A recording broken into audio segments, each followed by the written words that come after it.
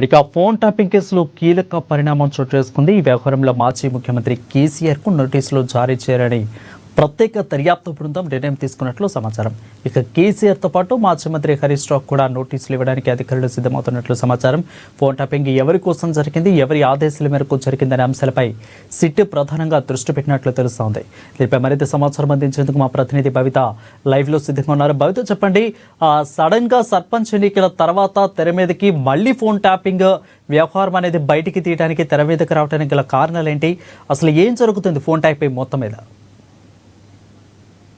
వరుణ్, రాష్ట్రంలో కీలక పరిణామం అయితే చోటు చేసుకున్నా చెప్పుకోవాలి. రాష్ట్ర వ్యాప్తంగా సంచలనం సృష్టించినటువంటి ఫోన్ ట్యాపింగ్ కేసులో మరొకసారి కీలక పరిణామాలు చోటు చేసుకుంటాయని చెప్పుకోవాలి. అయితే గత కొంతకాలంగా దాదాపు 20 నెలల కాలం గడుస్తుంది ఫోన్ ట్యాపింగ్ కేసు విచారణ జరగబట్టి. కానీ ఎక్కడ కూడా పూర్తి స్థాయిలో అంటే విచారణలో ఎక్కడ కూడా కీలక సూత్రధారులు కావచ్చు, ఇతరత్ర అంశాలకు సంబంధించి కావచ్చు స్పీడప్ జరగట్లేదు అనే అంశాన్ని గుర్తించినటువంటి ప్రభుత్వం మరొక సిట్ బృందాన్ని కూడా ఏర్పాటు చేసింది.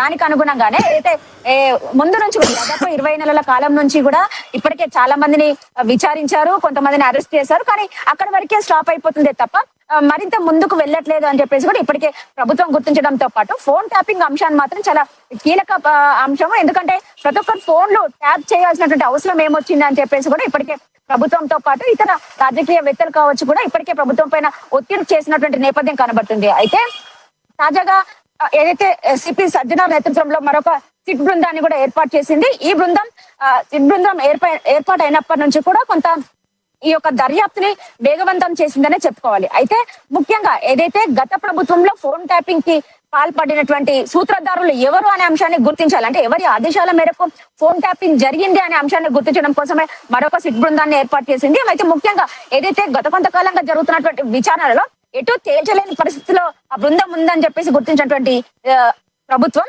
ఏదైతే అంటే కొన్ని కేసులు ఛేదించడంలో, కీలకమైనటువంటి కేసులు ఛేదించడంలో చాలా క్రియాశీలక పాత్ర పోషించడంతో పాటు ప్రత్యేక గుర్తింపు ఉన్నటువంటి సజ్జనార్ తో మరొక సిట్ బృందాన్ని ఏర్పాటు చేసింది. ఇప్పుడు ప్రస్తుతం ఈ సజ్జనార్ తో కూడినటువంటి సిట్ బృందం అయితే విచారణ కొనసాగిస్తూ వచ్చింది. అయితే గత కొంతకాలంగా అయితే ఫస్ట్ కస్టడీలో ఎలాంటి విషయాలు వెల్లడించలేదని చెప్పేసి గుర్తించినటువంటి సిట్ మరొకసారి ప్రభాకర్ రావు అంటే కీలక సూత్రధారులు అంటే కీలకంగా ఉన్నటువంటి కీలక నిందితులుగా ఉన్నటువంటి ఎస్ఐబి చీఫ్ ప్రభాకర్ రావుని ప్రస్తుతం మరొకసారి 2వ విడత కింద విచారిస్తున్నటువంటి నేపథ్యంలో తాజాగా విచారణ జరిగినటువంటి నేపథ్యంలో ప్రభాకర్ రావు మాత్రం కేవలం అంటే మాజీ డీజీపీతో పాటు ఏదైతే ఇతర ఇంటెలిజెన్స్ అధికారులుగా ఉన్నటువంటి అనిల్ పేర్లనే అంటే డీజీపీ మహేందర్ రెడ్డితో పాటు అనిల్ ఆదేశాలతోనే నేను ఏదైతే ఫోన్ ట్యాపింగ్ కి పాల్పడ్డానని అని చెప్పేసి వీళ్ళిద్దరి పేర్లనే ప్రధానంగా చెప్తున్నటువంటి నేపథ్యంలో ఇప్పటికే వాళ్ళిద్దరిని కూడా విచారించి వాళ్ళ యొక్క స్టేట్మెంట్ ను కూడా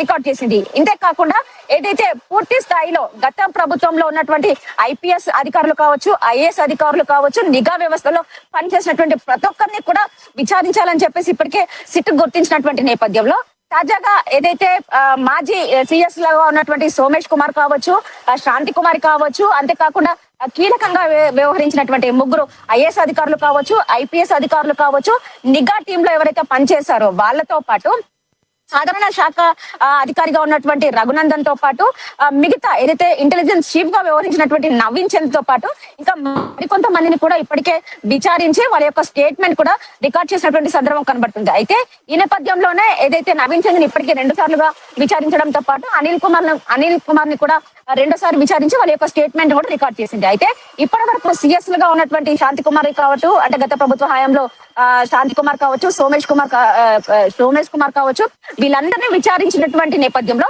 వాళ్ళు చెప్పినటువంటి విషయాలు కొన్ని క్లియర్ గా అర్థమవుతుంది. కేవలం ఎస్ఐబి చీఫ్ గా ఉన్నటువంటి ప్రభాకర్ రావు అప్పుడు అంటే కొన్ని వేల ఫోన్ నెంబర్లు తీసుకొచ్చి ఏదైతే ఫోన్ ట్యాపింగ్ సంబంధించిన అంశంలో ముందుకెళ్లాలని చెప్పారో కేవలం వాళ్ళు చెప్పినటువంటి నేపథ్యంలోనే మేము ముందుకెళ్ళామే తప్ప కానీ అందులో ఉన్నటువంటి వేల ఫోన్ నెంబర్లు ఎవరి అని చెప్పేసి కూడా మేము గుర్తించలేకపోయాము అని చెప్పేసి కూడా వాళ్ళు చెప్పినటువంటి నేపథ్యం కనబడుతుంది.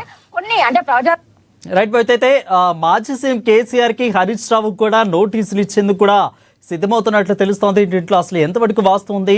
ఇటు పక్క చూసుకున్నట్లయితే అధికారులు అందరూ కూడా చేతులు వేళ్ళన్నీ కూడా వాళ్ళ వైపే చూపిస్తోంది. బట్ ఇక్కడ పూర్తి సమాచారం అయితే రాలేదు. బట్ ఇక్కడ మాత్రం వీళ్ళ పేర్లు అయితే స్పష్టంగా కనిపిస్తూ ఉన్నాయి. వీళ్ళకే నోటీసులు ఇచ్చేందుకు కూడా సిద్ధమవుతున్నట్లు తెలుస్తోంది. దీంట్లో అసలు వాస్తవం ఎంతవరకు ఉంది? ఎస్, ఖచ్చితంగా. ఎందుకంటే గత ప్రభుత్వ హయాంలోనే ఫోన్ ట్యాపింగ్ అంశం అనేది చాలా కీలకమైనటువంటి అంశం. అంటే ఎవరి ప్రమేయం లేకుండా అయితే ఫోన్ ట్యాపింగ్ జరగదు. అయితే ఎవరిని ప్రశ్నించినా కూడా ఇప్పటి వరకు పూర్తి స్థాయిలో విచారణ జరిపినటువంటి వాళ్ళందరినీ చూసినా కూడా కొంతమంది అరెస్టులు, అంటే తిరుపతి అన్న కావచ్చు, భుజంగారావు కావచ్చు, ప్రణీత్ రావు కావచ్చు, ఇట్లా కొంతమందిని విచారించడం, కొంతమందిని అరెస్ట్ చేసి జైల్లో పెట్టడం, ఇలాంటి అంశాలన్నిటిని కూడా మనం చూసినట్లయితే వాళ్ళందరూ కూడా వాళ్ళ పై స్థాయి అధికారులు చెప్తేనే మేము ఫోన్ ట్యాపింగ్ కి పాల్పడ్డామని చెప్పేసి వాళ్ళు చెప్పడము. తర్వాత ఏదైతే ప్రభాకర్ రావు ఇలాంటి చీఫ్ గా, అంటే ఎస్ఐబి చీఫ్ గా పనిచేసినటువంటి వీళ్ళు చెప్తున్నటువంటి, అంటే గతంలో డీజీపీగా ఉన్నటువంటి మహేందర్ రెడ్డితో పాటు అనిల్ కుమార్, అంటే ఎస్ఐబి చీఫ్ గా పనిచేసినటువంటి వాళ్ళు చెప్పడంతోనే మేము ఫోన్ ట్యాపింగ్ కి పాల్పడ్డాము, అధికారులు చెప్తేనే, మా పై అధికారులు చెప్తేనే ఫోన్ ట్యాపింగ్ కి పాల్పడ్డామని చెప్పేసి కూడా వాళ్ళు క్లియర్ గా చెప్తున్నటువంటి నేపథ్యం కనబడుతుంది. అయితే ఇప్పటికే పూర్తి స్థాయిలో గత ప్రభుత్వంలో ఉన్నటువంటి పెద్దల సహకారంతోనే మేము ఫోన్ ట్యాపింగ్ చేశాము, వాళ్ళు చెప్తేనే ఆదేశాల మేరకే ఫోన్ ట్యాపింగ్ చేశాము అని చెప్పేసి కూడా కొంత లీకులు వస్తున్నటువంటి సమయంలో, ఈ నేపథ్యంలోనే ఏదైతే ప్రస్తుతం ఈ నెల 29 నుంచి అసెంబ్లీ సమావేశాలు జరగనున్నటువంటి నేపథ్యంలో 3 నుంచి 4 రోజుల పాటు కూడా అసెంబ్లీ సమావేశాలు పూర్తయితే కనుక వచ్చే నెల జనవరి 4 నుంచి 9 మధ్య కాలంలో ఖచ్చితంగా మరొకసారి ఏదైతే గతంలో ఉన్నటువంటి పెద్దల హయాంలోనే మేము ఫోన్ ట్యాపింగ్ చేశామని చెప్పేసినటువంటి పూర్తి స్థాయిలో ఆధారాలు సేకరించిన తర్వాత, ఎందుకంటే ప్రస్తుతం ఏదైతే ఎస్ఐబి చీఫ్ గా వ్యవహరించినటువంటి ప్రభాకర్ రావు యొక్క విచారణ కొనసాగుతూ వస్తుంది. ఈ నెల 25 ఈవినింగ్ 10 o'clock వరకు కూడా వాళ్ళ యొక్క విచారణ సమయం ఉన్నటువంటి నేపథ్యంలో ఇప్పటికే కొన్ని కీలక ఆధారాలు సేకరించడంతో పాటు మరొక 3 రోజులు సమయం ఉన్నటువంటి నేపథ్యంలో మరిన్ని ఆధారాలను సేకరించడం, ఇప్పటికే ప్రభాకర్ రావు చెప్తున్నటువంటి వాళ్ళందరి యొక్క స్టేట్మెంట్, అంటే వాళ్ళ ముందే, అంటే ప్రభాకర్ రావు ముందే అతను చెప్తున్నటువంటి ఎవరైతే ఉన్నారో, అంటే నేను ఎవరు చెప్తే వాళ్ళు ఫోన్ ట్యాపింగ్ చేశానని చెప్పేసి కొంతమంది కీలకమైన పేర్లు చెప్తూ వస్తున్నారో వాళ్ళ ముందే వీళ్ళని విచారించడము, ఇవన్నీ కీలకమైనటువంటి అంశాలు, అంటే ఆధారాలు సేకరించిన తర్వాత ఖచ్చితంగా గత ప్రభుత్వంలో ఉన్నటువంటి